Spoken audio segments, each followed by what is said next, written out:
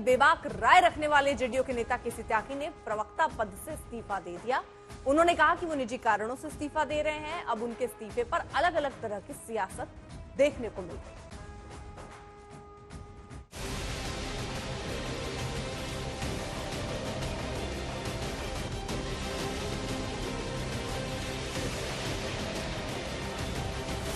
जब इजराइल को हथियारों की आपूर्ति रोकने को लेकर विपक्षी दलों ने सरकार के विरुद्ध आवाज उठाई, तो उस आवाज में विपक्ष के साथ केसी त्यागी के भी सुर थे।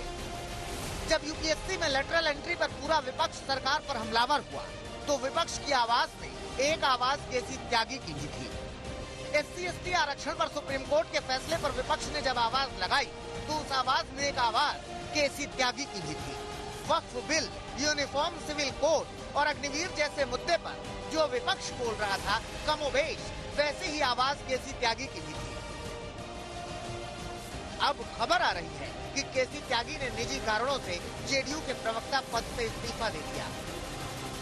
लेकिन इतना तो मैं जानता हूं कि उनके साथ काम भी किया है कई फोरम पर, खास करके पैलेस्टीनियन फोरम पे हम लोग साथ मिलते रहे हैं।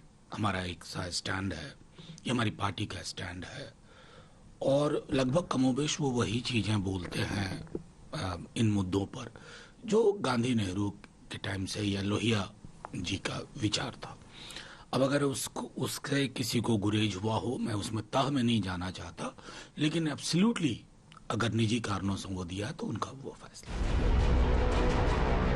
कहा जा रहा है कि केसी त्यागी का ये निजी मसला है, मगर सच में क्या ये निजी मसला है? क्या केसी त्यागी की लगातार बयानबाजी उनके इस्तीफे का कारण बनी?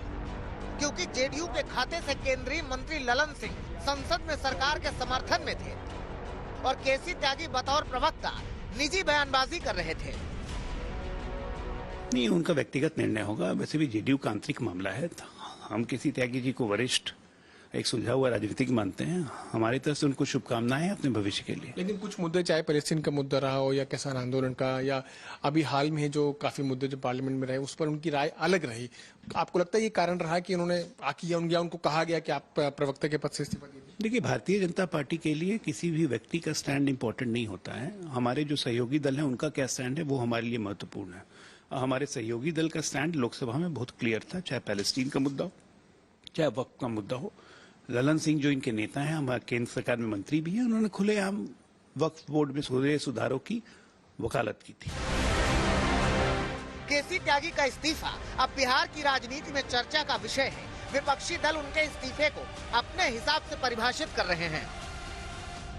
आजकल सबको तो पद चाहिए, MLA, MP सबको बनना है, MLC बनना है, राज्यसभा बनना है, कुछ ना कुछ पद तो लोगों को चाहिए। लेकिन पद जो है बड़ा लिमिटेड है। मान लीजिए 243 सीट है ना, तो कोई भी दल लड़ती है गठबंधन में, मान लो हम पिछले बार 150 लड़े, तो 150 लोग को ना टिकट दीजिएगा। तो विचारधारा की जो राजनीति है वो होनी चाहिए। हम लोग आज तक अपने विचारधारा से कॉम्प्रोमाइज नहीं किए। इन सब के बीच केसी त्यागी की जगह पर राजीव रंजन प्रसाद को पार्टी का राष्ट्रीय प्रवक्ता बनाया गया है और वो कह रहे हैं कि अपनी जिम्मेदारी को वो बखूबी निभाएंगे। उन्होंने निजी और व्यक्तिगत कारणों से इस्तीफा दिया है। पार्टी के वरिष्ठ नेता हैं और पार्टी के साथ हैं। जहाँ तक हमारी नियुक्ति का सवाल है, तो पार्टी ने पूर्व में भी जो भी जवाबदेही दी है उसको ईमानदारी के साथ मैंने पूरा करने का काम किया है। उस पत्र में ऐसी कोई नाराजगी उन्होंने नहीं दिखाई है, और बल्कि उन्होंने समय समय पर अपना योगदान देते रहने का निश्चय भी दोहराया है।